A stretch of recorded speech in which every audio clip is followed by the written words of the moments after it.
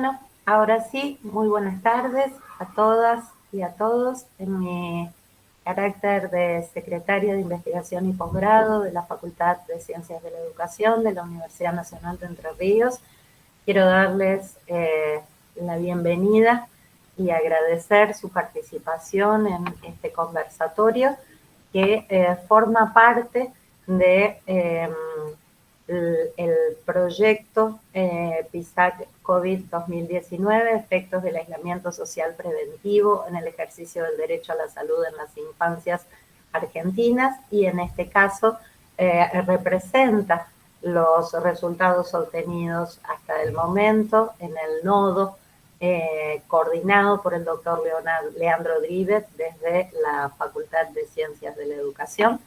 Es un gusto para nosotros poder contar esta tarde con la presencia de Leandro y de parte de su equipo de trabajo. No solo para mí como representante de la gestión de la facultad, sino también para el doctor Fernando Fava, director del Centro de Investigaciones del CISPE, Centro de Investigación en Filosofía, Política y Epistemología, en el cual está sediado este proyecto, y a quien le doy la palabra también para que les dé su bienvenida. Algunas cuestiones muy sencillas de logística. Vamos a proceder a las exposiciones en primer lugar de Leandro y las integrantes del equipo de trabajo. Pueden ir dejando sus inquietudes, comentarios y preguntas en el chat de la sesión, así las retomamos una vez finalizado.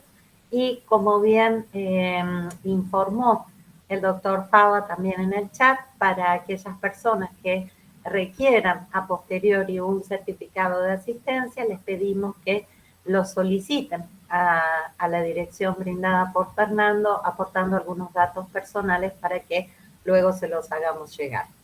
Muchas gracias. Hola, sí, buenas tardes. Bueno, dos palabras muy simples, muy sencillas.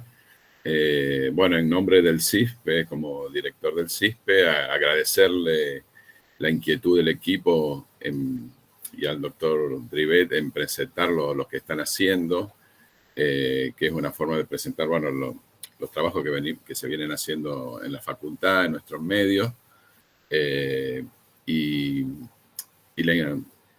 la propuesta, sí, de Leandro y de todo el equipo, eso, de presentar los avances, y entiendo en eso que un aporte a una forma de reconocimiento entre nosotros, de presentarnos a partir de lo que hacemos, de nuestros intereses, de nuestros modos de trabajo y demás, que creo que suma mucho al centro y, bueno, incentiva la continuidad del trabajo del mismo.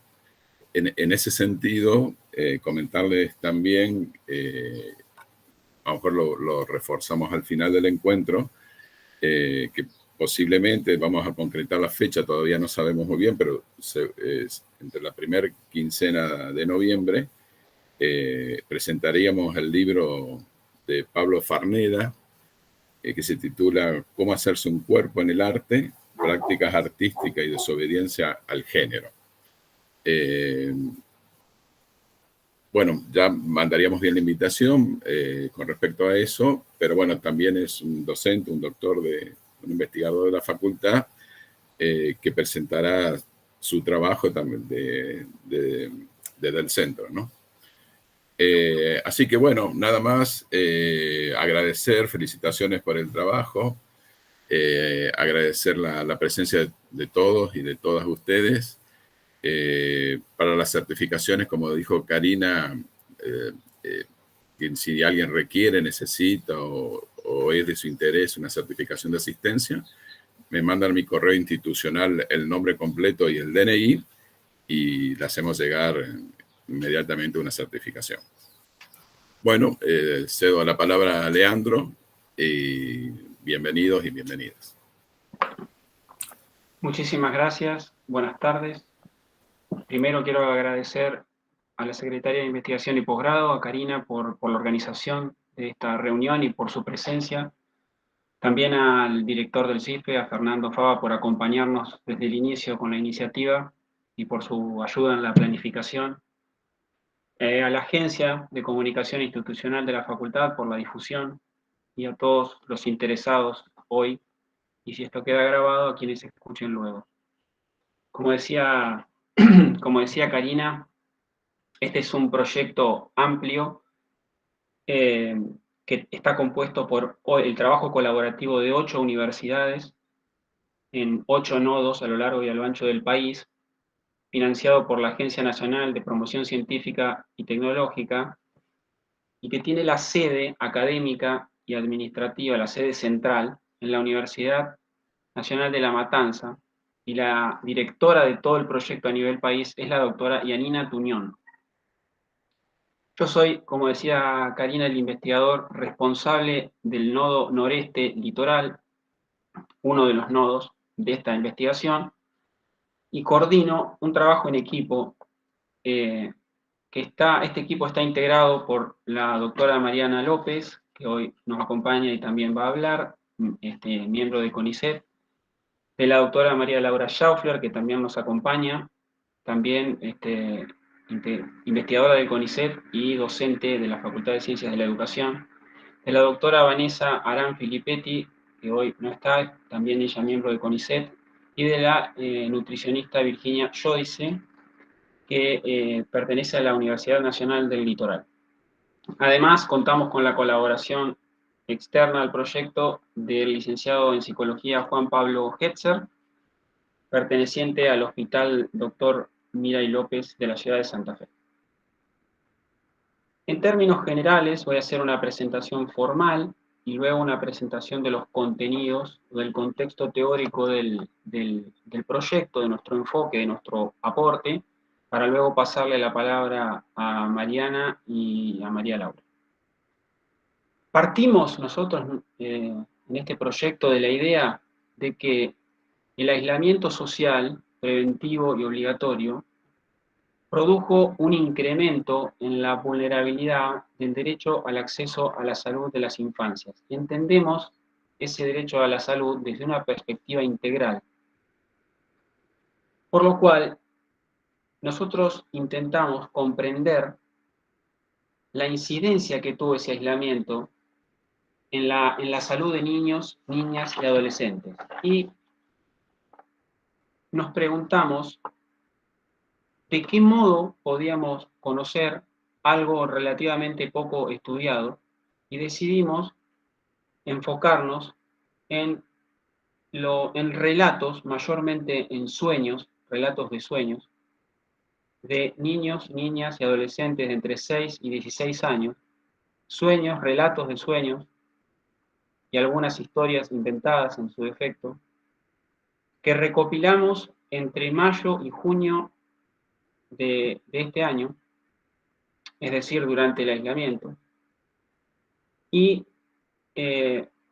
nos preocupamos por indagar los sentidos de esos relatos y de dibujos que produjeron estos niños en relación con esos relatos. En cuanto a la población de estos niños, los resultados parciales y preliminares que vamos a presentar hoy tienen que ver con una población de estratos socioeconómicos medios, aunque también tenemos un material de estratos socioeconómicos más desposeídos, más vulnerables. Los aspectos metodológicos que quizá convenga mencionar, importantes, es cómo conseguimos este material. Para conseguirlo enviamos un consentimiento informado a los adultos a cargo de los niños por medio de un sistema de mensajería digital y les pedimos a los niños a través de los adultos que nos enviaran el relato de un sueño que hubiesen tenido durante el tiempo que tuvieron que quedarse en casa, o una historia inventada, como les decía, en su defecto, ¿no? Y un dibujo sobre lo que habían narrado. Luego analizamos ese material con un marco teórico informado por el psicoanálisis, por la semiología, por los estudios de género y por la historia cultural, podríamos decir, que es un marco teórico construido según las exigencias de nuestro objeto teórico. De modo que a continuación, como les decía, yo voy a proceder a dar una introducción del carácter teórico general de nuestro enfoque, del objeto de estudio, de su singularidad, podríamos decir, y luego voy a hacer una presentación muy sucinta de las categorías que nos permiten organizar el material, de alguna manera. Nuestra investigación, nuestro aporte, se configura, podríamos decir, en la convergencia de dos perspectivas que han estado durante bastante tiempo marginadas o limitadas en su alcance. Una es la interpretación de los sueños y otra es la escucha de niños, niñas y adolescentes. Voy a ir por la primera, el reconocimiento del valor de los sueños. Hay un libro que se titula La inteligencia del sueño, de una filósofa francesa de nombre Anne Dufourmantel, en el que ella escribe que algunas civilizaciones que están desaparecidas habían hecho una alianza con el sueño, y que eso suponía no temerle a la muerte ni a la infancia. Traigo esto porque creo que vivimos en una cultura en la que el valor de los sueños ha estado desestimado. No solo rompimos durante mucho tiempo la alianza con el sueño, sino con todos los saberes del inconsciente, por así decir. Por eso le debemos, de algún modo, a Freud, a Sigmund Freud, la recuperación del valor de verdad de los sueños y el desarrollo de una perspectiva que le dio una dignidad científica a los sueños. Por supuesto que hay antecedentes, pero creo que en Freud se condensa con mayor sistematicidad esa revalorización. Sin embargo, la perspectiva freudiana está anclada fundamentalmente en el análisis de la intimidad del soñante, es decir, en los aspectos primarios, familiares de la biografía del soñante. Está además, o es, digamos, metodológicamente dependiente de las asociaciones del soñante. Para decirlo de una manera sencilla, si el sueño comunica algo, es algo acerca del soñante. El sueño pasa de ser un objeto de la superstición solamente a transformarse en un objeto de interés científico, con Freud, pero ese interés está limitado a la vida del soñante. Nuestra pregunta primera es entonces, ¿ese valor de verdad de los sueños tiene que limitarse a la esfera de la intimidad o podemos extender esa validez? Gracias a la historia cultural sabemos hoy que los sueños tienen un nivel cultural de significado, además de ese nivel personal y de un nivel que podríamos decir que alude a cuestiones universales, invariantes o muy difícilmente variables.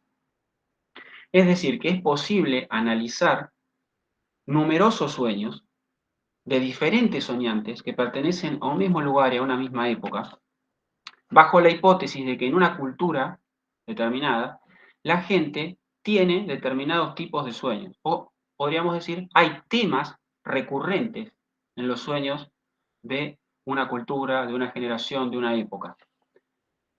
Y como los sueños, así como otras formaciones del inconsciente, aluden de modo indirecto o tratan de modo indirecto con lo reprimido, el análisis de los sueños puede ayudar a los historiadores a reconstruir la historia de la represión. Hasta hace poco no era muy frecuente que los historiadores tomaran con seriedad a los sueños como testimonios de una época. Eso empieza a cambiar con la interpretación de los sueños de Freud, un libro de 1900. Y voy a ser muy breve porque tengo muy poco tiempo, pero un material contemporáneo que a nosotros nos resultó particularmente relevante es el libro de una periodista berlinesa, Charlotte Berat, que se llama El Tercer Reich de los Sueños, un libro en el que la autora recopiló sueños entre 1933 y 1939 en la Alemania que atravesaba esa transición entre la democracia y el totalitarismo. Y lo que demuestra la autora en ese libro, que se publicó por primera vez en la década del 60, es que los sueños mostraban tempranamente una lúcida comprensión de la realidad social, mostraban que había una alta preocupación por la disolución de la vida privada, por la aniquilación de la identidad, por la asfixia de los espacios públicos, y, por así decir, recupera el valor de verdad de los sueños en lo que concierne a la esfera pública. La recuperación de los sueños que hace esta autora nos permiten pensar que los sueños ofrecen una perspectiva incisiva sobre aspectos que no queremos ver de nuestro mundo social, no solo de nuestro mundo íntimo. Es decir, que portan una agudeza que es teórico-política. Además, este año, cuando tomamos conocimiento de este libro que se tradujo al castellano a fines de 2019, gracias al trabajo de dos investigadores de la Universidad Nacional de Rosario, Soledad Nívoli y Leandro Levi, nos enteramos de que los traductores de este libro estaban recopilando sueños sobre la pandemia. De modo tal que podemos decir que hay una revalorización o está adquiriendo valor los sueños, el testimonio de los sueños, un valor que hasta hace poco en las ciencias sociales al menos no tenía. Hasta acá la vertiente de la interpretación de los sueños con un alcance que excede, que sobrepasa lo clínico y lo terapéutico. Luego, la segunda vertiente de la que se nutre nuestra mirada tiene que ver con la escucha de los niños, niñas y adolescentes. Dicho de otra manera, con la crítica del adultocentrismo. Y si quieren, un paso más allá, con la crítica de la paidofobia, del desprecio, de la indiferencia por los niños, niñas y adolescentes. Porque si los relatos de los sueños habían sido desestimados durante mucho tiempo, como algo irrelevante, como algo insignificante, como algo que no tenía valor testimonial, histórico, los sueños de los niños son algo que lleva esta indiferencia a su hipérbole, a su exageración. Reprimimos al niño tan fácil como respiramos, escribe Freud. Y lo cierto es que nuestra tradición, nuestra historia, tiene bastantes dificultades para representarse al niño, que empieza a aparecer en las representaciones estéticas recién en el siglo XVII, con una perspectiva un poquito más realista. Lo voy a hacer muy breve, repito, tengo poco tiempo, a lo mejor me obliga a esquematizar, pero está el espacio de las preguntas. A nosotros lo que nos interesa es que los niños están excluidos del archivo histórico, no son considerados como sujetos capaces de palabra y de simbolización. Así que no nos interesa la representación de los niños desde una perspectiva objetivante, como un observador mira a una población extraña, sino que nos interesaba reconocer su subjetividad, por decirlo de esta manera. Es decir, considerarlos desde una perspectiva que es comunicativa. Y eso significa tomar en serio sus formas de simbolizar el mundo. E implica, especialmente, que nosotros tomemos en serio que los aspectos que no queremos ver, no solo de ellos, sino también de nosotros mismos en su discurso. Nuestros aspectos denegados, nuestros aspectos desconocidos, no ignorados, sino desconocidos. Es decir, no nos interesan los sueños de los niños para hablar sobre los niños, sino para ver qué dicen los niños de nosotros y de ellos, para aprender de ellos sobre nosotros. Si Freud se tomó en serio el discurso de los niños para hablar y desmenuzó las teorías sexuales infantiles, ¿por qué no podríamos extender esto a las teorías políticas infantiles, a las teorías culturales de la niñez y de la infancia? ¿Por qué reprimimos con tanta facilidad al niño, trayendo de nuevo esa frase de Freud? Si no es porque tememos que nos ofrezcan una perspectiva acerca de nosotros que nos molesta, que nos avergüenza, que nos desagrada, algo que no quisiéramos ver, que quisiéramos olvidar o relativizar. ¿Por qué no considerar a los niños como filósofos? Podría ser otra pregunta. Para cerrar, para finalizar, voy a presentar los principales hallazgos a grandes rasgos, grandes categorías organizadoras que nos permiten agrupar los relatos que recibimos. No pretendo ser exhaustivo y, como ustedes saben, es una presentación de resultados parciales, de modo que está sujeto a la discusión. La primera categoría que reúne algunos de los sueños, que no son categorías excluyentes, algunos relatos pertenecen a más de una categoría, ¿no? La primera categoría que nos parece saliente es que encontramos relatos a donde se figuran satisfacciones imaginarias, es decir, compensaciones, apenas disfrazadas o no disfrazadas, de deseos insatisfechos o incumplidos. Es decir, relatos de sueños de niños que se encuentran con amigos o con personas queridas, que van de viaje, hay sueños con viajes, con seres queridos, aparecen escenas en el mar, en la montaña, aparecen barcos, trenes, ruedas, medios de transporte en general. Son sueños que tienen que ver con el afuera, con el otro, con actividades compartidas, con sueños que desafían o desmienten las prohibiciones. En segundo lugar, hay sueños de angustias vinculadas a la muerte de personas queridas o incluso a la muerte violenta, propia, es decir, muerte propia o muerte de seres queridos, muerte violenta, asesinatos. Hay un caso que nos pareció muy, muy significativo, que es de una madre que se comunicó para decir que cuando le preguntó a su hija de 6 años qué había soñado durante el aislamiento, la hija le contestó que nada. La mamá insistió y la nena le dijo que bueno, que sí, se acordaba de un sueño, pero que no lo quería contar porque era feo. Y entonces la mamá insistió, le dijo, bueno, es un sueño, podés contármelo. Y la nena le contó que había soñado que su mamá se moría.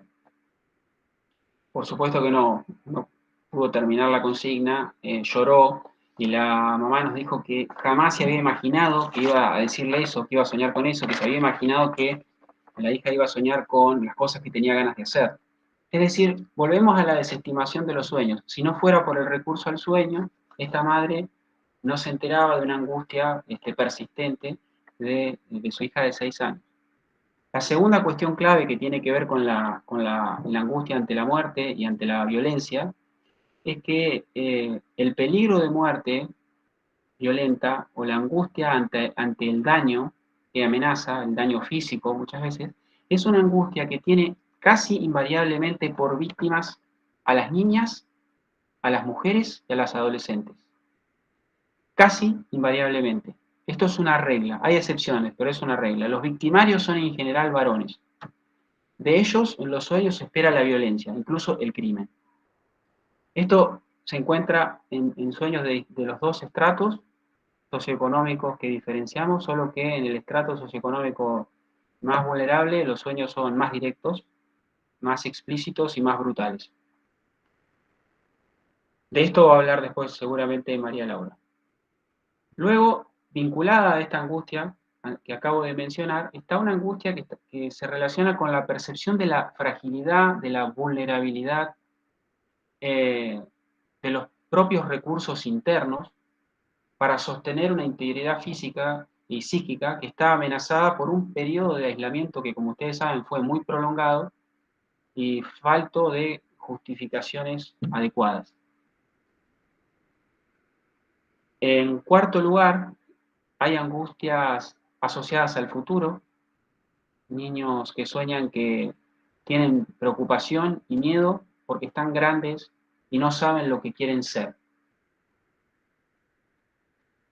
Y finalmente, y con esto voy a cerrar, hay angustias derivadas de cierta hostilidad percibida por los niños, angustias vinculadas a su estatuto como no adultos, en una sociedad que de muchas maneras les manifiesta indiferencia, los expulsa, no los reconoce como en su singularidad, violenta o vulnera sus derechos, y de maneras a veces sutiles y a veces brutales les comunica que estorban.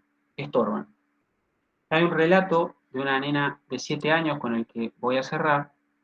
Si puedo voy a compartir la pantalla para que ustedes también lo lean. Espero que ahí la estén viendo. Sí, Es se ve un relato.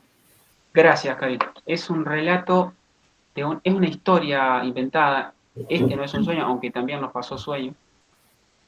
y lo leemos y cerramos. Había una vez, hace mucho tiempo, dos niños que estaban paseando por el bosque y se encontraron en una cabaña. Tocaron la puerta y adentro salió un viejo. Los niños le preguntaron, ¿podemos quedarnos un tiempo aquí, por favor? Y el viejo les dijo que sí. Después de unos días, el viejo los mandó a la cama para que duerman un rato. Después, a la mañana, lo vieron que no estaba cocinando algo normal, que estaba cocinando una poción mágica. Y entonces, los niños, igual, como todos los niños de los cuentos, no tenían miedo. Entonces, el viejo fue y les dijo, niños, a despertar, es hora de comer. Entonces los niños fueron a comer. Pero como ya sabían que era una poción, ellos engañaron al viejo. Pusieron agua en la poción y entonces le arruinaron la poción, porque con el agua las pociones se arruinan.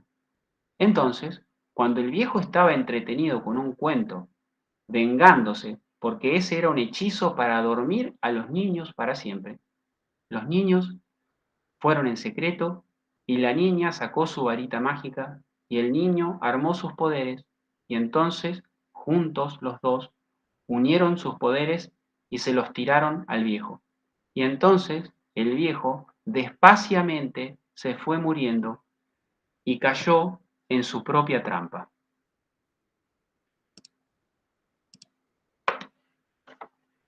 Quiero decir que el encierro para muchos niños fue interpretado como un castigo, como algo que les resultó muy difícil entender, simbolizar, y que el castigo en general se asocia o a la culpa o a un pensamiento, una inferencia de una crueldad ejercida contra ellos.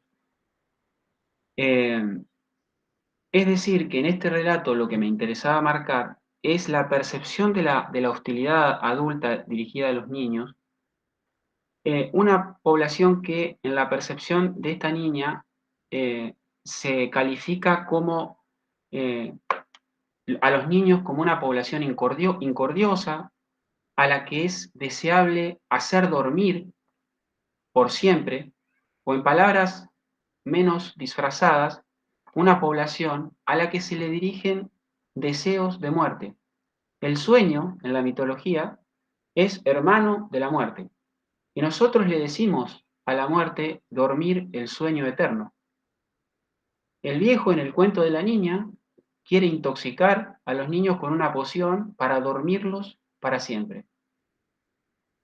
Al final, dice la niña, cae en su propia trampa, el viejo. ¿Y eso qué significa en el cuento y en las palabras de la niña? Que despaciamente se fue muriendo, no que se durmió. Con esto cierro, el adultocentrismo, la imposibilidad de cuestionar este paradigma desde el que solemos no escuchar a los niños, puede llegar a ser paidofóbico, puede llegar a manifestar desprecio, indiferencia, hostilidad a los niños, y en este contexto, signado por el aislamiento muy prolongado, sin dudas, tuvo estas notas. Bueno, termino acá y le paso la palabra a la doctora Mariana López.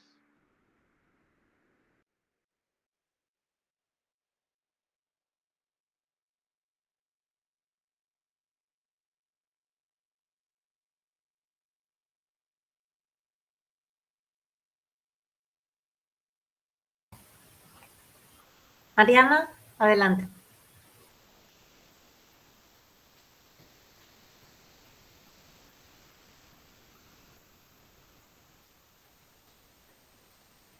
Estás muteada, me parece.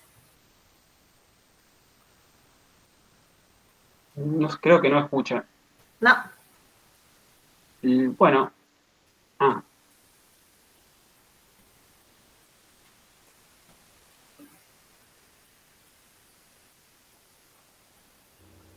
Ahí está, no respondí a la computadora, disculpen. Muy bien, ahora sí. Ahora sí. Bien, estoy intentando compartir una ventana. Denme un minuto, ahí está. ¿Están viendo? Sí. Sí, muy bien. Bueno, perfecto. Bueno, yo, como dijo Leandro, soy integrante del equipo. Mi nombre es Mariana López, soy psicóloga, doctora en salud mental, y trabajo como docente en la Universidad Autónoma de Entre Ríos y como investigadora en el CONICET.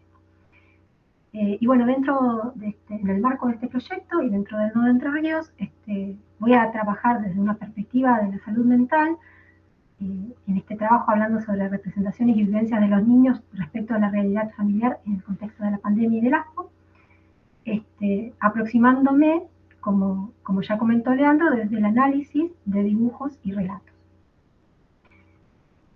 Bueno, desde el inicio de la pandemia, y particularmente quizás en sus inicios, hemos escuchado hablar del cuidado frente al COVID, del cuidado de la salud, haciendo referencia casi de modo exclusivo a las consecuencias físicas de la infección.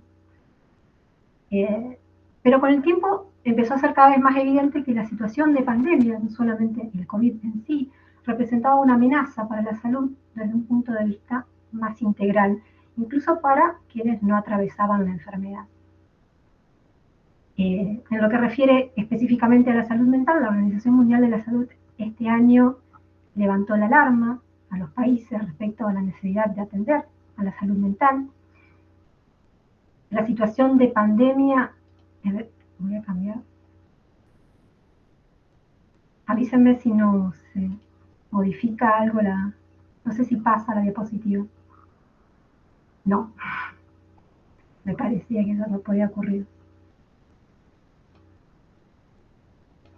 Segundo. Bueno, voy a seguir adelante, después cualquier cosa comparto. Como les decía, la situación de pandemia acarrea mucho estrés, representa una fuente de presión, una amenaza para la estabilidad psíquica desde muchos puntos de vista, tanto la amenaza concreta que representa el virus, como las consecuencias de las medidas tomadas por los gobiernos para intentar contenerla, ¿no? Como una especie de efecto secundario no deseado, si se quiere.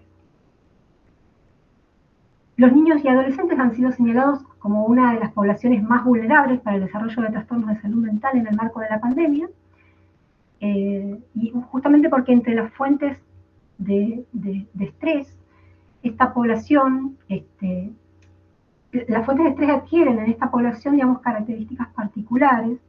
Aparecen miedos a la muerte, pero más habitualmente a la muerte de seres queridos, como en el ejemplo que mencionó Leandro. Incertidumbre respecto del futuro, particularmente en la población adolescente. Pero también, bueno, el estrés general al interior de las familias ha aumentado los niveles de violencia y de negligencia respecto de niñas, niños y adolescentes. De acuerdo con datos del Ministerio de Justicia y Derechos Humanos de la Nación, los llamados a la línea 137, que es la línea de denuncias de violencia intrafamiliar o sexual contra niñas, niños y adolescentes, aumentó un 20% durante la cuarentena en relación con el mismo periodo en 2019. Pero además, el aislamiento respecto de adultos significativos, el cierre de otras instituciones destinadas a la formación o en las que los niños hacen vínculos, como la escuela, con otros adultos significativos y con pares, aumenta su vulnerabilidad a la violencia en los contextos familiares y barriales porque aumenta la dificultad para denunciarla, para recibir ayuda. También el aislamiento respecto a grupos de pares, el sedentarismo, la limitación del juego con otros, priva a los chicos de sus contextos naturales de desarrollo físico y mental. Bueno, quizás agregar también el tema de la crisis económica, la recesión económica que afectó a los adultos y generó estrés al interior de las familias, pero también a los niños, de acuerdo con un informe de la Organización Internacional del Trabajo, en colaboración con la OIT, en colaboración con UNICEF. En mayo de este año, 1 de cada 2 niños que trabajaban en la Argentina habían empezado a trabajar durante el ASPO. 1 de cada 2 niños que trabajaban habían empezado a trabajar durante el ASPO. Bien, entonces en este marco general de vulnerabilidad de la población infantil y de quizás de invisibilidad, nuestra decisión fue empezar con la escucha para realizar una primera aproximación a la situación de niños y adolescentes de nuestro contexto. Como comentó Leo, los relatos que recabamos son de niños entre 6 y 16 años, de clases socioeconómicas medias, pero también de población vulnerable. Y para esta exposición en particular, yo voy a traer algunos ejemplos que son de niños, particularmente de niños, todos de 8 años, para que sean comparables entre sí. La pretensión, bueno, por ahí voy a hacer un análisis respecto del primero y les voy a mostrar algunas particularidades, ¿no? Recurrencias, convergencias en otros dibujos para poder, bueno, ir a los aspectos que queremos mostrar. Voy a volver a compartir pantalla porque no puedo, si paso de diapositiva, evidentemente deja de compartirse.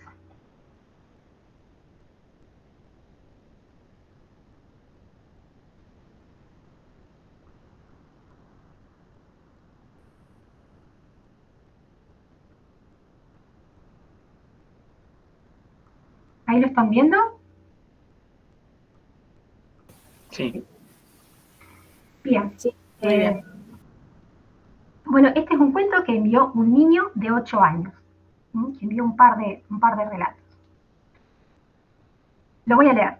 Fabrino, el científico inventor. Aclaro que el cuento vino con estos colores, así como lo ven, está copiado y pegado, digamos, como imagen. Había una vez un niño llamado Fabrino que tenía 8 años y su sueño era ser científico inventor. No podía hacer ciencia peligrosa, así que hizo un robot. Compró todo lo que necesitaba para el robot. Lo hizo y le pedía todo. Pero notó que no compró un chip antivirus. Entonces le dio un virus al robot porque llegó la pandemia. Dun, dun, dun. Eso era un problema. Fabrino no podía ir a comprar un chip porque todo estaba cerrado y tuvo que esperar 1 mes y medio para poder comprar el chip. Cuando se lo puso al robot, todos estaban felices y el robot salió afuera y le impactó un rayo en la cabeza. Y el robot se rompió y se volvió malvado. La familia tuvo que escapar del hogar hasta que encontraron armas de láser. Tuvieron que atacarlo y detenerlo, pero era imparable. Disparaba cohetes, láseres, de todo y destruía las casas. La mamá dijo, ustedes sepárense, yo derroto al robot. Y la mamá le quitó un pie y la pierna izquierda. Y como había encontrado municiones de láser especial, pudo derrotar al robot. Pero como continuaba la pandemia, Fabrino aprovechó para construir un robot más bueno, más resistente a los virus y a los rayos. Entonces hizo a Hex, un robot ejercitador y con un deporte favorito, el baloncesto. Así todos vivieron felices por siempre. Bueno, hay varias particularidades de este relato que me parecieron importantes para compartir y por las cuales lo elegí. Voy a comenzar en el orden del relato. En primer lugar, aparece una asociación entre la ciencia y el peligro. Dice, no podía ser ciencia peligrosa.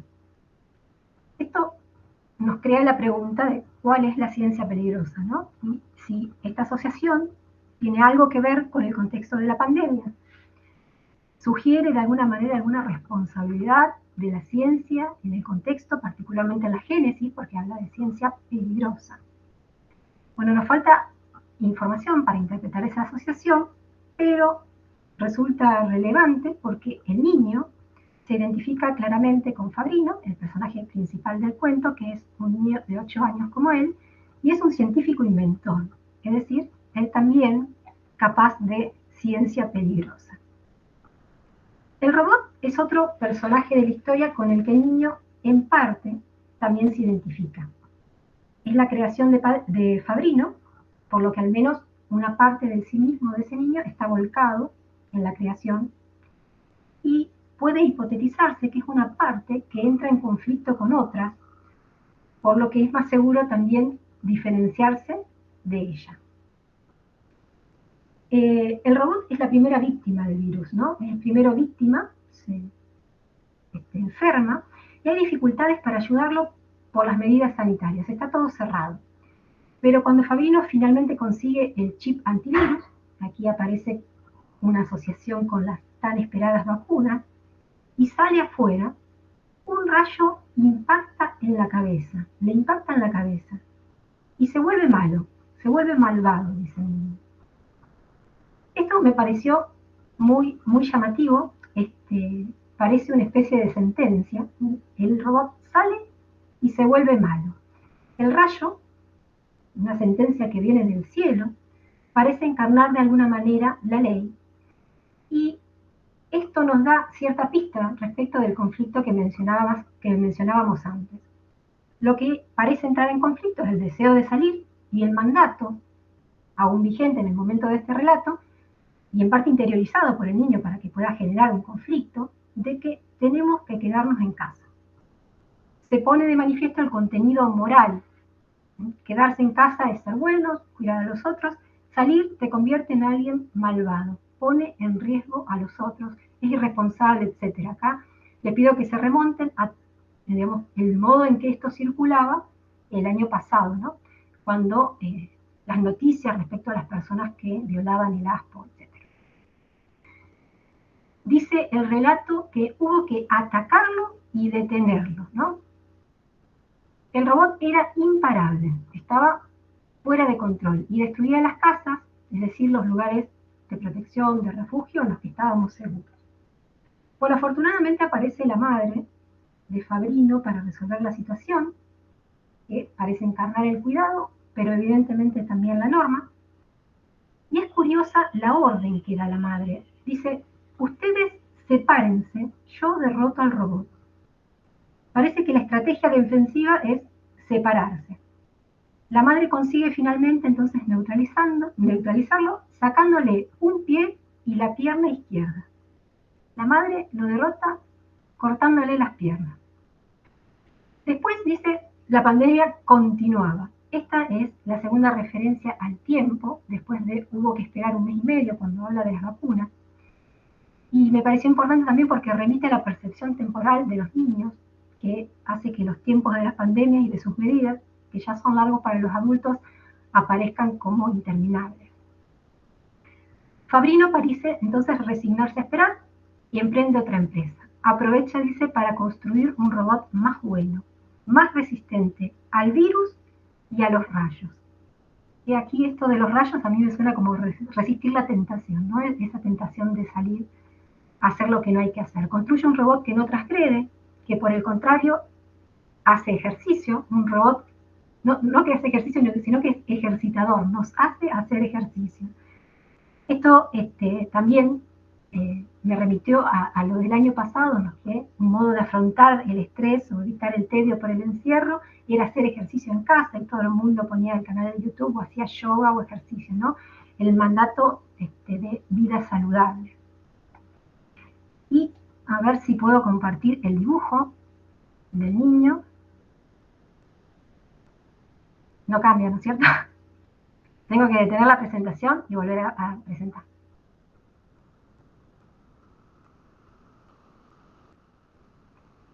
Aquí está el dibujo.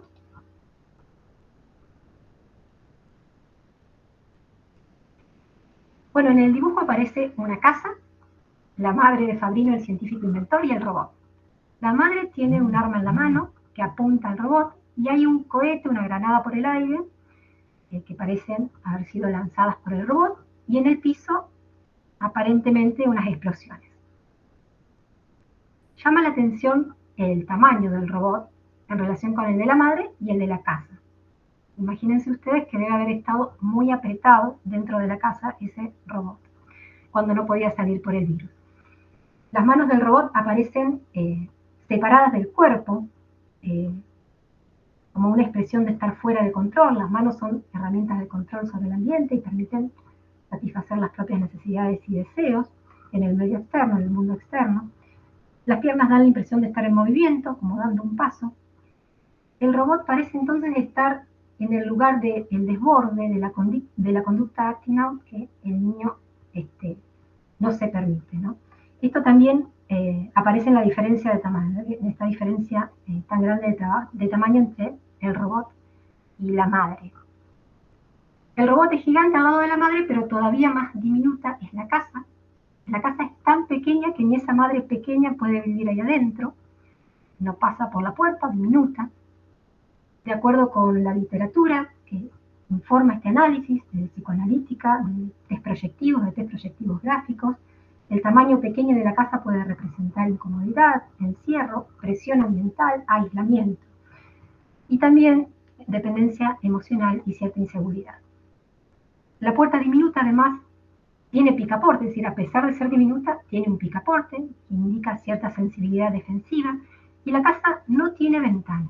Es una casa diminuta sin ventana. Las puertas y las ventanas en general producen asociaciones con formas de interactuar con el ambiente. La puerta es una forma más directa, mientras que las ventanas son quizás formas secundarias más indirectas. En este caso, la casa transmite la sensación de un encierro absoluto. Bueno, hasta acá, entonces, Fabrino.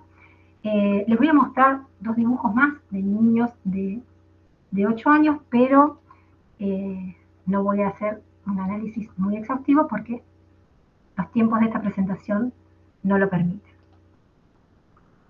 Ya tengo que volver a cerrar y abrir. Bien, ahí está el dibujo de una niña.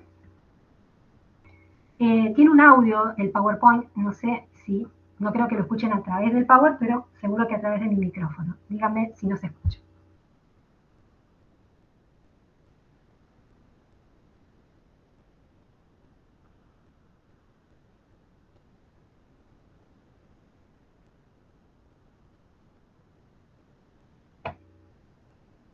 Perdón, chequeo. ¿Ustedes están escuchando? No. No, se escucha. Bien, No, Mariana, no. Porque tengo conectado esto. Un segundo.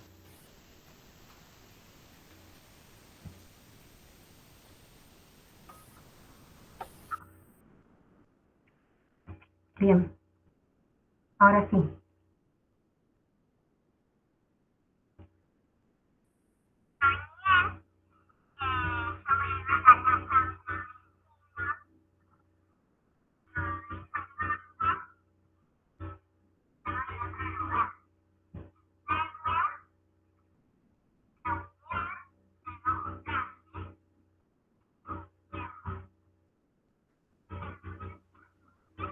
Perdón, Mariana, pero no se escucha, no se entiende nada. Bueno, no importa.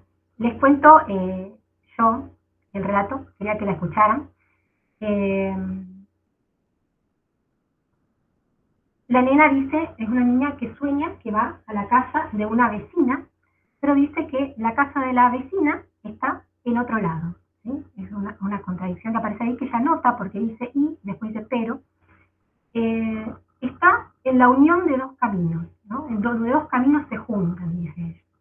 Y ahí está la casa de la vecina, que en el otro audio ella dice que es la del centro, que ahí hay 3 casas en el dibujo, y que la casa de la vecina es la del centro. Y evidentemente entonces no solamente los caminos se juntan en la casa de la vecina, sino también las casas, está todo junto, ¿no? Está en relación con el sepárense del mandato, ¿no? Que hablamos en el relato anterior. Bueno, en líneas generales, lo que quería resaltar de este dibujo es que aparece de nuevo una puerta a la que ella refiere. La puerta era chiquitita, ella dice en 2 ocasiones. Ven una puerta de la casa naranja que es extremadamente estrecha. Y también una ventana que tiene unas rejas que más que rejas parecen barrotes, es decir, extremadamente anchas, ¿no? Bueno, estos aspectos en relación con las asociaciones que suelen producir las casas, las puertas y las ventanas, y además el hecho de que la casa es una especie de casa-techo, dice la literatura, es decir, es un triángulo, las 3 casas forman un triángulo, como remitiendo al techo de una casa, que es el área de la fantasía, digamos, cuando uno está proyectando la imagen corporal. Bien, y les muestro un dibujo más. La presentación. Es un poco incómodo hacerlo así, pero bueno.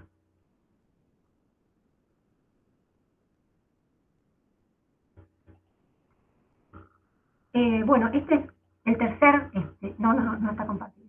Así es, está.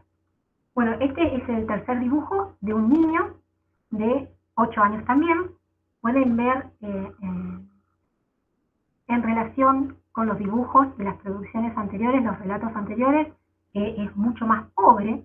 Todo el sueño está escrito ahí, dice, soñé que estaba en casa por el virus. Está escrito arriba. Y luego en el dibujo se ve una especie de carretera, un par de carros aparentemente. La casa parece estar apoyada sobre uno de esos carros, ¿no? Como si pudiera trasladarse. Hay una figura humana también fuera de la casa y 3 virus, en apariencia son virus, y más a la derecha el sol. Bueno, y aquí traigo por el mismo tipo, digamos, de recurrencias, la puerta diminuta. Bueno, por un lado, a diferencia de la otra, lo que me interesa de este dibujo es la pobreza en la producción, que en general se puede hacer distintas hipótesis respecto a esto, porque es un niño de 8 años, igual que las producciones que estamos analizando recién. Pero la hipótesis con la que me quedo es la de escasa energía vital. Podríamos hablar luego de por qué. En relación con esto, le voy a mostrar después otras producciones. Pero se ve una figura humana con palotes, pocos colores, los colores solo en el techo, en el carro, en el sol, y la figura humana no tiene brazos ni pies. Y por último, les muestro el contraste entre estos dibujos que hizo una niña de 6-7 años durante el primer semestre de este año, digamos, durante la primera mitad del año, en relación con esto de la pobreza de las producciones, y un conjunto de dibujos de esta misma niña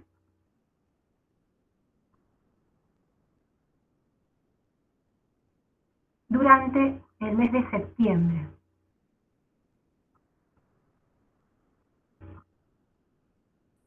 Mostrándole el cambio, que por supuesto no es un cambio que tiene nada que ver con la maduración, porque son 3 meses después. Bueno, si bien la intención de esta presentación no es hacer conclusiones generales, digamos, pues son una presentación de resultados preliminares, no es nuestra intención, sí queríamos compartir parte de los sentidos y las representaciones respecto de la pandemia y del contexto social y familiar durante el ASPO y la DISPO, a los que nos condujo esta exploración de relatos y dibujos. Algunos sentidos y representaciones nos resultaron relevantes por su contenido singular, otros por las recurrencias y las convergencias en los sueños, en los relatos, en los dibujos de distintos chicos. Respecto a los relatos, algo ya habló Leo, respecto a los dibujos, en cuanto a las recurrencias y convergencias, pueden señalarse casas muy pequeñas, puertas muy pequeñas, con picaportes resaltados como estrategia defensiva, ausencia de ventana o ventanas con rejas muy marcadas, énfasis en los techos como señal de refugio en la fantasía, producciones empobrecidas como señal de baja energía, énfasis en los pies y en las manos, que son elementos de control, de satisfacción de deseos, de necesidades, tanto por su ausencia como por dificultades en su integración, como lo que vimos en el dibujo del científico inventor. Recordemos que no solo el robot tiene las manos separadas del cuerpo, sino también que la madre, para vencerlo, le corta el pie y la pierna, ¿no? Nuestra intención a través de este trabajo es visibilizar a los niños, sus vivencias, sus perspectivas, y poner de relieve también que al intentar cuidar la salud de los chicos, el impacto de la pandemia y de las medidas adoptadas para su cuidado no puede, digamos, sacarse, disociarse el cuidado de la salud física del cuidado integral de su salud. No es posible realizar esta decisión, no solo porque hay otros factores que pueden impactar en la salud, entendido desde un punto de vista integral, en el contexto de pandemia, como vimos, la violencia, la crisis económica, el aislamiento, sino ni siquiera al hablar de la defensa frente a la infección por COVID. Es un conocimiento asentado el hecho de que los estados emocionales también modifican nuestra respuesta inmunológica, ¿no? En esta misma dirección, ya en el 2020 comenzaron a reportarse suicidios vinculados a la pandemia. Sabemos hoy también que, al menos hasta lo que conocemos hoy, el riesgo de desarrollar síntomas severos, una enfermedad grave, potencialmente mortal por COVID, es baja en niños, niñas y adolescentes, pero en cambio el suicidio constituía ya antes de la pandemia la segunda causa de muerte en población adolescente a nivel global. Entonces, en la planificación de las medidas sanitarias para la población infantil y adolescente tienen que contemplarse estas particularidades. Y bueno, solamente para decirles que para construir una perspectiva más general respecto del problema, a este análisis de relatos y dibujos, a esta recuperación de la voz de los niños, también vamos a sumar dentro del trabajo en este proyecto un estudio de corte epidemiológico sobre salud mental de niños y adolescentes, que creemos que puede tener un impacto también en las decisiones públicas. Y bueno, tenemos pensado concluir con esa parte del estudio, con el relevamiento de datos al menos en el mes de diciembre, así que los estaremos invitando a futuras presentaciones de resultados. Muchas gracias, le dejo la palabra a María Laura y quedo por supuesto a disposición por cualquier inquietud respecto a lo que hable. Bueno, buenas tardes. Voy a tratar también de presentar un pequeño PowerPoint con ahí unos apuntes para comentarles.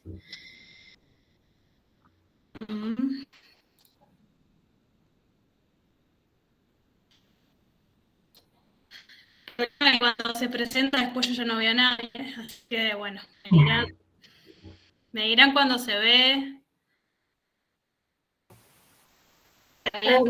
Se ve muy bien, María Laura. Perfecto, bueno, en esta investigación, en la parte del corpus que me enfoqué especialmente son en los relatos de niñas entre 6 y 9 años. Esto es porque, bueno, en primer lugar, como les voy a comentar, desde la perspectiva teórica metodológica que trabajamos en este sentido, tiene que ver, avancé sin ver, con una noción de relato, del sueño entendido en tanto que relato, y este relato entendido en tanto que productividad de sentido, no como un producto acabado, no como un producto finalizado, donde podemos llegar a dar alguna interpretación que tenga que ver con cuáles son las fuentes o las influencias de esos sueños, sino, bueno, justamente este entramado de situaciones que creemos tiene que ver con el contexto cultural, con la vida cotidiana en pandemia, con el contexto político. Especialmente me interesaba pensar qué variantes podemos encontrar en los relatos de niñas, ¿no? En este sentido vamos a trabajar también la categoría de intertextualidad, porque es la manera en que tenemos de asir estos relatos, estas narrativas, a partir de ponerlas en tensión o ponerlas en relación con otros relatos presentes, ¿no? En este contexto de pandemia o contexto un poquito más amplio, que no se restringe solamente al momento en que estas niñas relatan, porque, bueno, por ejemplo, la recopilación de datos de este año fue justamente el tiempo en que hubo un nuevo aislamiento después de los del año pasado por emergencia sanitaria, y esto fueron unos 15, 20 días, ¿no? Entonces, bueno, tampoco es circunscribir el relato tampoco al tiempo de reclusión doméstica únicamente, sino, bueno, poder pensar qué otros textos están trabajando allí, o podemos nosotros poner a trabajar allí para poder de alguna manera interpretar estos relatos de las niñas. Por supuesto, bueno, al elegir a las niñas estoy eligiendo adoptar una perspectiva de género, ¿no? Entonces, de alguna manera nos preguntábamos, así como comentaba Leandro, y retomando un poco la pregunta de Spivak, si puede hablar el subalterno, puede hablar la niñez, ¿no? Esta cuestión de darle voz a la niñez, o si la voz de la niñez se deja oír, ¿no? Si la escuchamos. ¿Cómo hacemos para que estas voces tengan una relevancia y tengan una relevancia en tanto que producción de conocimiento, como estábamos comentando en un comienzo? Esto se entronca también con otra problemática, que es el paradigma de la patria potestad, que sigue vigente, el viejo paradigma que entiende las infancias como propiedad de sus padres, de sus madres o de sus tutores, que son como sujetas incapaces de tomar ciertas decisiones, ancladas a una cierta vulnerabilidad. No estamos diciendo que no exista vulnerabilidad en las infancias, sino que la definición de la niñez como vulnerabilidad, sin posibilidad de decisión, sin posibilidad de opinión y de tener una voz propia o alzar justamente una voz disidente frente a ciertas imposiciones. Entonces estábamos pensando justamente en relación a las imposiciones impuestas por la pandemia, no por las decisiones políticas en la pandemia, preguntarnos qué es lo que están clamando estos sueños y estas fantasías en estas infancias, ¿no? Estos relatos de sueños y de fantasías en las infancias. Y me importaba destacar que este silenciamiento de las infancias se da en el mismo momento, esta hipótesis del silenciamiento de alguna manera de las infancias, se da en el mismo momento un contexto de implementación de la Ley de Educación Sexual Integral, que entiende a la niñez y a la adolescencia justamente como sujetos de derechos, con plena capacidad para participar, para ser escuchados, para no ser discriminados, y que considera a los adultos y al Estado como garantes de sus derechos, ¿no? Bueno, ¿qué es lo que nos está pasando para que a la vez que a veces adoptamos una cierta perspectiva progresista respecto a la educación sexual integral, nos cuesta pensar a la niñez de una manera que no sea a través de la lente de la patria potestad? Bueno, no sé si se ve bien, pero bueno, aquí voy a empezar tomando dos relatos de dos niñas que tienen que ver justamente, acá si lo pueden leer rapidito ya paso para no demorarme, a cuáles son algunas de las hipótesis que puedo pensar a partir de ellos. Tienen que ver con los cuentos de hadas y las fantasías de esta cierta edad premoderna, de esta Europa premoderna, ¿no? Previa a la Ilustración, previa a una sociedad industrial, que se multiplica a través de todos estos cuentos de hadas, hoy de alguna manera resignificados en cuanto especialmente a los papeles femeninos, ¿no? Pero bueno, me interesaba tomar este tópico de los cuentos de hadas y de los guardianes del bosque, porque así lo relata una de las niñas que comenta el relato de sus sueños, porque los cuentos de hadas generalmente son acusados, por supuesto, de ilusorios, de escapistas, y pensar justamente la capacidad heurística que tiene esta idea escapista o esta idea de la fantasía para quizás condenar algunas realidades y algunas coyunturas que las niñeces están viviendo, ¿no? Por un lado puede ser que, retomando aquí una autora que se llama, bueno, está ahí nombrada, apellido Pichard, que trabaja la relación entre género y cuentos de hadas, a la vez la extrañeza de lo imposible, ¿no? Que nos muestra un cuento de hadas, pero a la vez la familiaridad con ciertas bases ideológicas de estos cuentos de hadas, ¿no? Y me interesaba destacar esto, que cómo no pierden vigencia estos cuentos de hadas, ¿no? Una narrativa de esa Europa medieval que paradójicamente por el discurso iluminista fue tildada de oscurantista, ¿no? Esta idea de la Europa medieval, y que a la vez representa en estos cuentos, en estas narraciones, unos márgenes de libertad, de felicidad, una relación otra con la naturaleza, una relación otra con la espiritualidad y una relación otra con el mundo tecnológico y con el medio ambiente, que sigue siendo retomado y sigue siendo muy valorado por las infancias.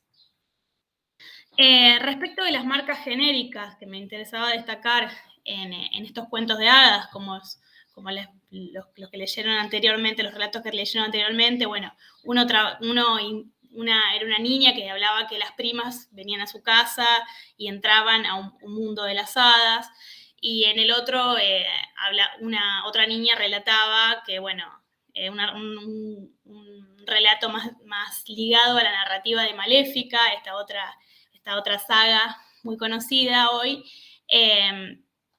que tienen que ver con una resignificación de estos valores de los cuentos de hadas como anclados en el heroísmo, en el feudalismo, ¿no? En la caballería, en esta ausencia de armas de fuego, de un sistema que, lo discutíamos con Leandro, bueno, considero por lo menos que está basado en esa Europa medieval, un sistema basado en la tanatopolítica, es decir, la capacidad de ciertos cuerpos entendidos. Puede ser el rey, pero también pueden ser otros cuerpos masculinos que ocupan ese lugar de poder, de dar la muerte, ¿no? Ese poder de dar la muerte.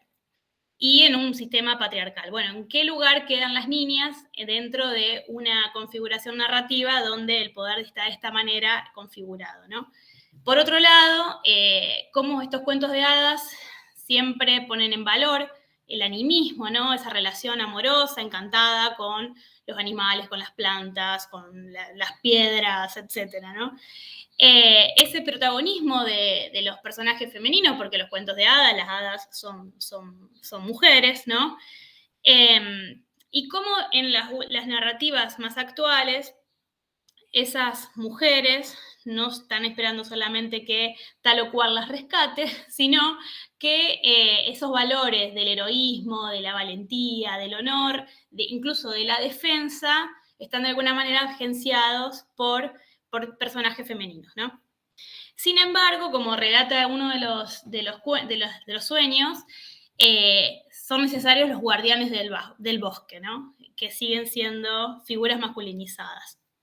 Por otra parte, los cuentos de hadas, hay otro componente que me parece importante destacar, que tiene que ver con la magia.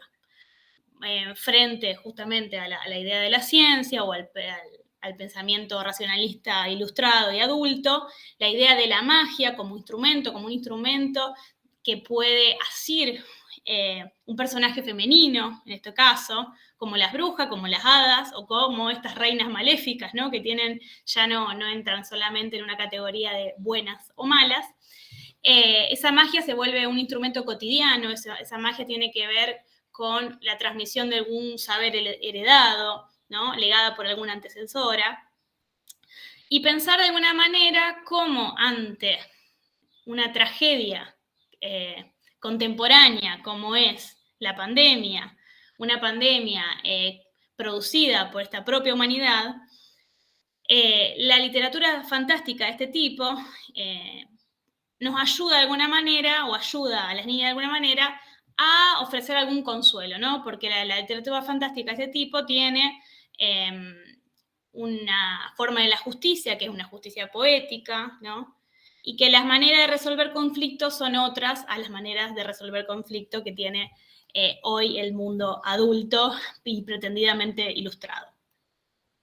Bueno, otro de los casos que me interesaba tomar de relato tiene que ver con este aquí, la persecución de un hombre malo, una niña que contaba que en su sueño salía a tomar un helado con su mamá y había un hombre malo que las perseguía, y que ella tuvo la capacidad de subirse al techo, de salir y escaparse de este hombre malo. No me quiero olvidar al final de decir algo que no marqué en este resumen.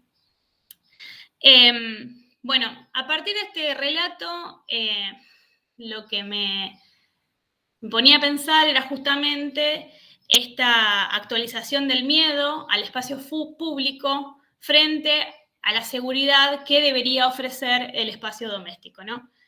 Entre tanto, estos relatos suceden cuando entre las noticias, sobre todo en épocas de pandemia, bueno, mostraban la escalada de las denuncias por violencia de género, los femicidios, etcétera, ¿no? La manera en que este tipo de narrativas de la realidad, podemos decir de alguna manera, entran a estos relatos, poder pensar cómo puede tener que ver una cosa con la otra.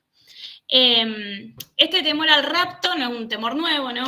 Tiene que ver con el derecho a la dueñidad patriarcal, diría Rita Segato, sobre los cuerpos de las mujeres y de las niñas, especialmente de las niñas, ¿no? Como estos seres entendidos como seres vulnerables. Y también tiene que ver con este tipo de personajes, como por ejemplo el persecutor, que tiene un carácter misterioso. Esto lo trataba de pensar a partir de este misterio o estas maneras de hacer misteriosas de estos sujetos extraños, ¿no? Que te persiguen, que no se sabe bien quién es. Lo pensaba a través de la teoría de Michel de Certeau, de justamente las ideas de las operaciones, de las maneras de hacer, de la opacidad, de ciertas tácticas, que justamente no son las tácticas, en este caso, de la subalternidad de las niñas, sino de la violencia sexista, ¿no? Que se las ingenia de alguna u otra manera en estos relatos para secuestrar niñas, para raptarlas, para hacerles algo que ellas no saben qué va a hacer, es todo escondido tras un halo de lo misterioso, ¿no? ¿Qué es lo que va a pasar? Pero es un daño, por supuesto. Esto sucede, este tipo de relatos acerca del miedo a los espacios públicos y la violencia machista en los espacios públicos sucede mientras sabemos que la mayoría de los femicidios y las violencias sexistas suceden en los espacios domésticos, ¿no? Justamente lo contrario.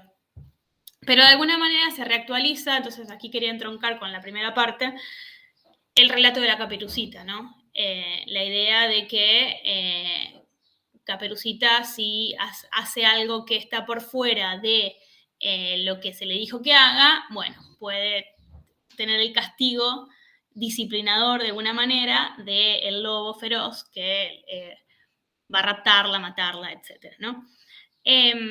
Y quería entonces traer a colación aquí la relación entre soberanía y espacio y en qué lugar quedan las niñas, los cuerpos de las niñas en esta relación con el espacio público y con la soberanía dentro del espacio público. Dice Foucault que un buen soberano, se trate de un colectivo, de un individuo, es alguien que está bien situado dentro de un territorio. Bueno, preguntémonos dónde queda una niña en esta categoría del buen soberano, ¿no? Este cuerpo vulnerable que se siente vulnerado frente a ciertos privilegios que tiene la masculinidad, justamente de andar, retomando la idea de Certeau, de circular, y no solo de circular con sus cuerpos, sino que circulan sus voluntades, sus ideas, ¿no? Ideas y voluntades oscuras para una niña. Y a la vez que, podemos decir, se multiplican medidas de seguridad, estas mismas medidas de seguridad, de protección dentro de las casas, de protección en las calles, etcétera, nos ratifican que hay ciertos cuerpos que no gozan de esta soberanía sobre el territorio, ¿no? Entonces, se actualiza de esa manera la paranoia al acecho, ¿no? Esa prohibición de las niñas para hablar con extraños. Siempre un extraño es alguien que no entra dentro de la institución familiar, ¿no? Y que perturba ese orden y esa tranquilidad imaginaria, ¿no? Por supuesto, de la familia. Sabemos que la mayoría de los casos de violencia y de abusos suceden dentro de la familia, no por fuera. Y a la vez estas ideas vuelven a propiciar la idea de una reclusión doméstica donde habría una cierta protección, y estoy pensando no solo en la protección de la familia y quizás del patriarca de la familia, que puede, incluso esa posición lo puede estar ocupando una mujer, ¿no? Pero a la vez como un cierto estado también de protección, un cierto gobierno que nos manda, que nos dice que nos está protegiendo, que les dice que las está protegiendo, de alguna manera también les está marcando como los cuerpos vulnerables, ¿no? Entonces, bueno, esto para finalizar, ¿qué tuvo que ver las medidas adoptadas en la pandemia con un mandato de refamiliarización de la vida, ¿no? Y esa necesidad imperiosa de protección de un varón o de un Estado proteccionista. Después tenía como otros tópicos que no llegué todavía a analizar, pero tienen que ver justamente con alguna cosa que ya nombró Leandro, y que es la necesidad de juego colectivo, ¿no? Muchos relatos de niñas hablando de, bueno, volver a encontrarse, de jugar en grupo, ¿no? Y cómo este juego hoy también tiene que ver con, bueno, soñaba que me juntaba a jugar videojuegos con mis amigos, ¿no? No solo el jugar analógico que aprendimos las y les adultos.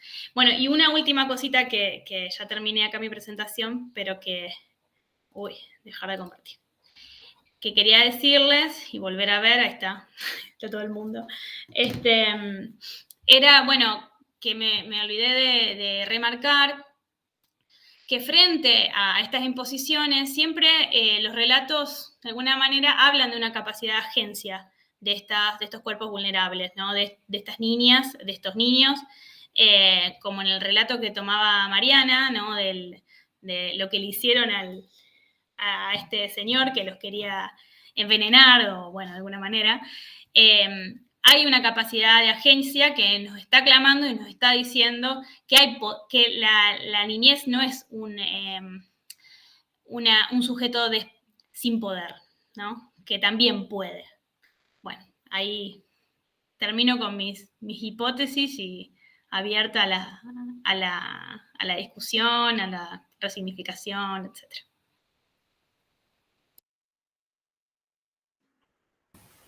Bueno, muchas gracias. ¿Les parece que pasemos a la parte de preguntas?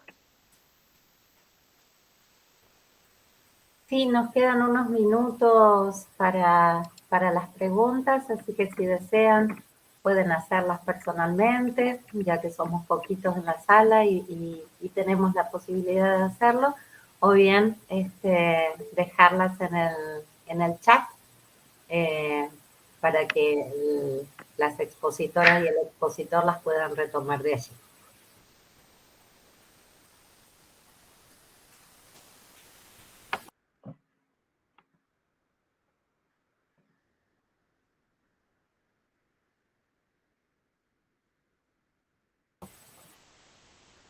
Bueno, a mí, para abrir el fuego de las preguntas, primero agradecerles tanto a Leandro, Mariana y María Laura sus presentaciones, y me gustaría saber en términos generales, más allá de los resultados parciales, cómo van articulando los resultados a nivel del proyecto general, digamos. Cómo van los hallazgos o cómo se inscriben los hallazgos que ustedes nos presentaron relativos a el trabajo del nodo con sede en nuestra facultad en el marco general del proyecto. Sí. Bueno, gracias por la pregunta, Cari. Me parece importante aclarar eso. Como decíamos, es un proyecto muy amplio. Tiene 8 nodos que se dedican a aspectos muy disímiles del acceso vulnerado o afectado a la salud. Por lo tanto, hay nodos que se dedican, por ejemplo, a aspectos que tienen que ver con la vulneración de la salud física, a trastornos de alimentación, otros nodos que se dedican directamente a la malnutrición, a la falta de actividad física, cómo se vio afectado, por ejemplo, la salud de los niños, niñas y adolescentes por la disminución de la actividad física. Y nosotros escogimos esta vía porque tiene más que ver con la formación en ciencias sociales y humanidades que caracteriza la formación de nuestra facultad, que es lo que estamos capacitados para hacer desde el lugar a donde creímos que podíamos aportar. Y en principio, como el proyecto es un proyecto muy breve, además de muy amplio, es un proyecto que tiene una duración de 1 año, la posibilidad de realizar una síntesis más o menos general está bastante acotada por el factor temporal. Recién para fin de año hay que tener en cuenta que el proyecto inició formalmente a comienzos de este año, aunque había sido planeado a comienzos del 2020, y va a terminar en febrero de 2022. Con la duración de 1 año vamos a llegar justo como para tener preparados algunos y enviados, espero, algunos artículos que cada nodo trabajará de modo parcial, de modo aislado en principio, y se han producido en el marco del proyecto algunos cruces colaborativos entre nodos que ya tenían antecedentes de haber trabajado juntos. A nosotros hasta ahora eso no nos resultó sencillo, primero, como decía, por el factor del tiempo y porque no damos abasto para terminar de analizar nuestro material, para poder a su vez colaborar, por ejemplo, con un nodo de Córdoba que tiene un proyecto bastante compatible con nuestro enfoque, con el que podríamos colaborar, con el que iniciamos, por ejemplo, una conversación. Pero nos resultó imposible por el tiempo tejer una colaboración y concretarla. Sí sirvió, y creo que esto no es menor, por un lado, bueno, para avanzar en la consolidación de un grupo que no estaba previamente consolidado, formar acuerdos, tejer objetivos, etc. Y además con otros nodos para conocernos, porque sin esto tampoco teníamos la condición de posibilidad de una colaboración futura. Así que creo que de eso también extraigo una nota, diría, positiva y optimista respecto de esa colaboración internodo, ¿no? Sí, gracias. Ahí hay una pregunta. No, por favor. Hay una intervención de Liliana sí, en el chat que dice: buenas tardes, excelente análisis, me gustaría contar con el material, dibujos, PowerPoint, etcétera. Bueno, en realidad me parece que todo esto es trabajo no publicado aún, ¿no? Entonces, sí. Quizás tendríamos que esperar a lo mejor a que las compañeras y compañeros presenten estos resultados. Creo que es una presentación en un congreso pronta, ¿no? Este mismo año sí, vamos a presentar en congreso, y también esto, es posible que parte esté publicado al menos en un dossier, ¿no, Leandro? Está este año. Sí. Podemos La compartir idea este es tener material. un primer artículo ahora para mediados de noviembre, y ese artículo saldría en un dossier, pero bueno, no nos han pasado la ultimación de los detalles formales, pero ese sería el primero. Y para principios del año que viene habría uno más probablemente, ¿no? Así que, Liliana, te agradezco tu interés y tu pregunta. Yo dejé mi email, lo que te propongo es que me escribas y quedamos en contacto, y en cuanto haya algo yo te lo voy a alcanzar, te lo voy a hacer llegar.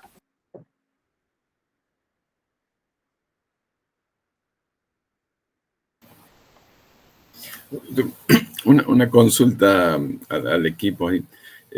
Me presté atención, me resultó interesante esto de cómo trabajar los sueños, no como una expresión del individuo individual, sino como un lugar donde indagar en torno a lo común, el ethos o la cultura, algo así, llamaría yo, no sé si es lo que trabajan. Y ahí, si comprendí bien, toman elementos de historias de la cultura y de semiología, ¿no? Si pueden hablar dos cositas en torno a eso, o sea, cómo trabajan o qué hacen, sí, cómo se trabaja eso, desde mi ignorancia a trabajar de ese modo, ¿no? Para comprender ahí cómo se trabajan los sueños, cuando el objeto es, cuando se busca eso, la expresión de un ethos o de una cultura, digamos, ¿no? Sí, bueno, gracias, Fernando. Efectivamente, es una línea de interpretación posible que ya tiene al menos, diríamos, casi 90 años, o no sé, o más de medio siglo de tradición.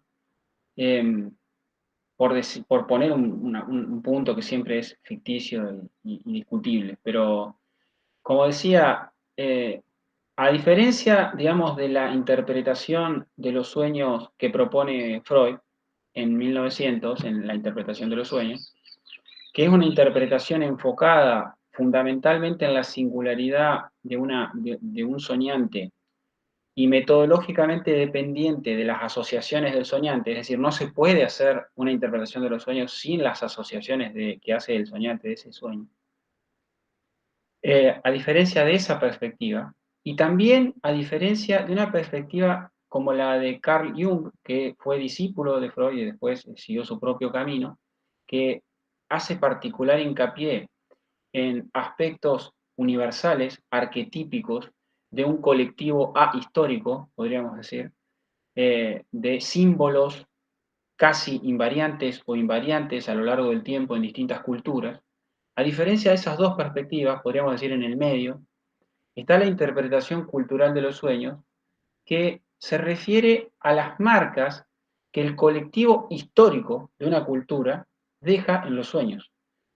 Y entonces, en lugar de proceder con un sueño que se desmenuza apoyándose en las asociaciones libres del soñante, en un contexto muy específico, como es el encuentro, la intimidad, la confidencialidad y la confianza entre un terapeuta y un paciente, la interpretación cultural procede analizando conjuntamente muchos sueños de diferentes personas que viven en un mismo lugar y en una misma época, o bien otra vía sería muchos sueños de una misma persona a lo largo del tiempo.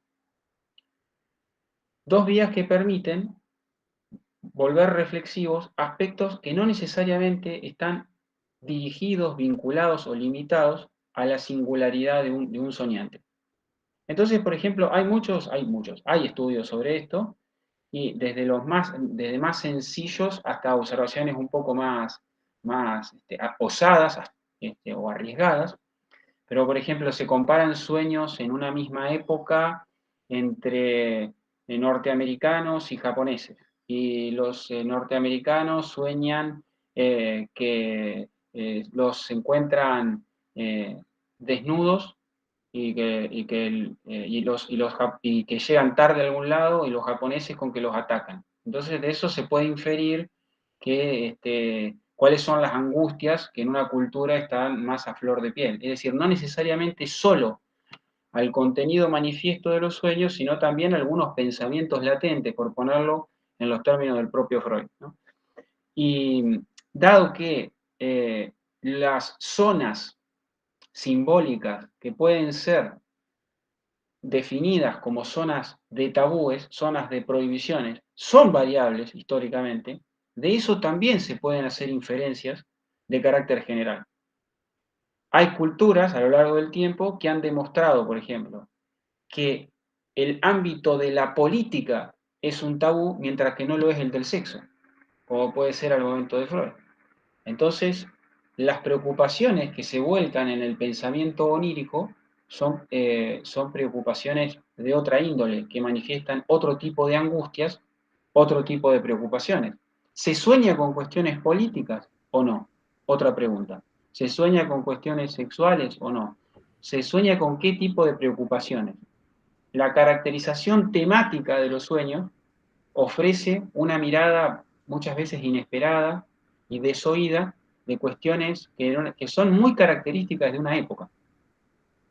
Eso no nos permite de ninguna manera sustituir el otro análisis, nadie lo pretende, ¿no? Es decir, sería una aberración, psicoanálisis salvaje, diría Freud, pretender hacer un análisis de una persona con un solo sueño. Son niveles distintos de análisis. La pregunta es, ¿por qué el sueño no puede ser más de una cosa? Claro. Que sí, se inclina más una analógica más que una analítica así estricta, comprendida. Sí, en sentido puede ser entendido, bueno, sí. Para comprender la grandes rasgos, digamos, ¿no? Perdón, agrego que en relación con lo que está diciendo Leo, y hablando no solo del análisis de relatos, sino también del análisis de los dibujos, quizás cuando uno en la clínica o en cualquier contexto intenta entender el funcionamiento de una persona, lo que hace es, tampoco en una persona, aunque lo tengas ahí adelante, aunque puedas hablar con él, ningún rasgo en sí, con ninguna palabra, es susceptible de tomar el lugar de la comprensión o el diagnóstico. Pero uno lo que busca es las convergencias o las recurrencias a lo largo de un conjunto de producciones de una persona.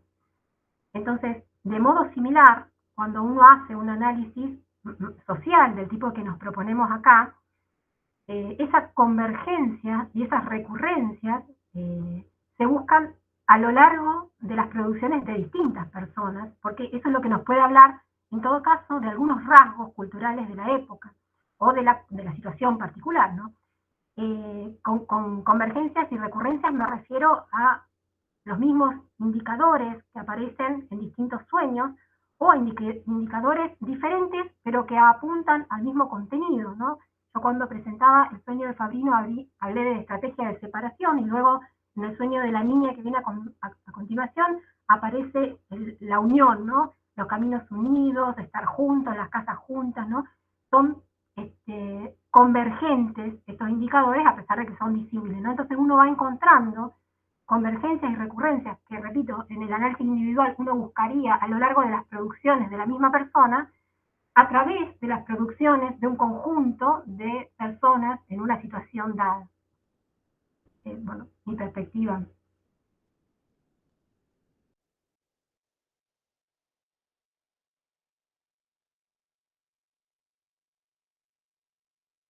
Perfecto, gracias.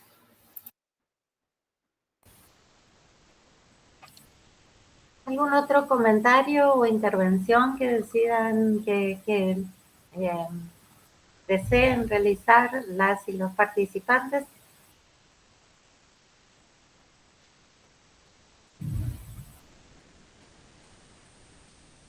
¿Algo que deseen agregar los expositores a modo de cierre, comentario final, algo que hayan que deseen destacar en particular como cierre de este conversatorio? Quizás podemos tener otro más adelante, ¿no?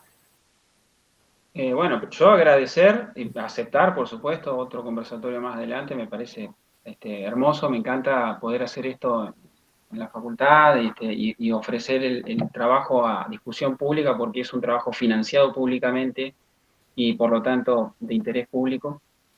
Un comentario que quizás sí es importante es señalar la dificultad para conseguir el material de análisis, que a lo mejor quedó no dicho, pero que es importante decirlo. Realmente nos enfrentamos a una dificultad, fue un desafío poder conseguir el material de análisis, producto probablemente del propio objeto de estudio que tratábamos de enfrentar y de la propia situación que tratábamos de entender, es decir, el estrés que producía el encierro, que produjo esta situación inédita y las medidas asociadas a la pandemia, y probablemente hicieron que muchos padres o adultos a cargo, bueno, se vieran desbordados y que les costara mucho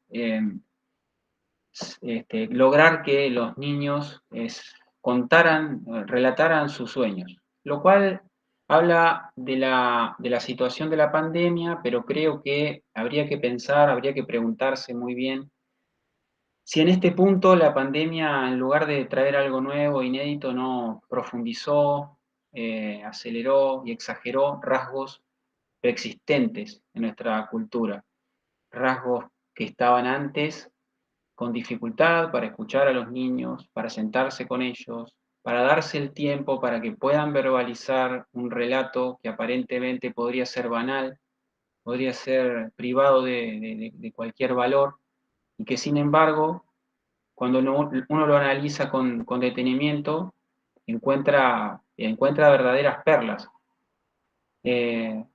Cualquier cosa que uno mire con detenimiento se convierte en interesante, decía alguien, ¿no?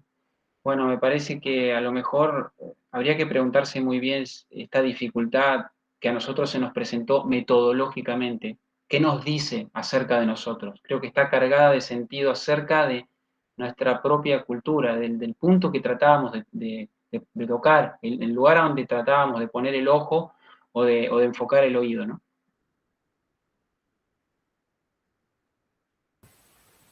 Muy bien. Entonces vamos a ir dando por finalizada esta sesión. Agradecemos mucho la presencia del equipo de investigación, agradezco la presencia del director del CIFPE y sobre todo la de todos y todas quienes estuvieron acompañándonos esta tarde, y espero que podamos tener la posibilidad, una vez finalizado el proyecto, a lo mejor ya para marzo del próximo año, de volver a tener un encuentro con los resultados globales o generales, tanto del nodo como de este proyecto PISAC en general. Muchas gracias a todos y todas. De mi parte, buenas tardes. Gracias a todos. Gracias a todo el equipo y esperamos una próxima presentación, que sigan presentando los avances. Gracias.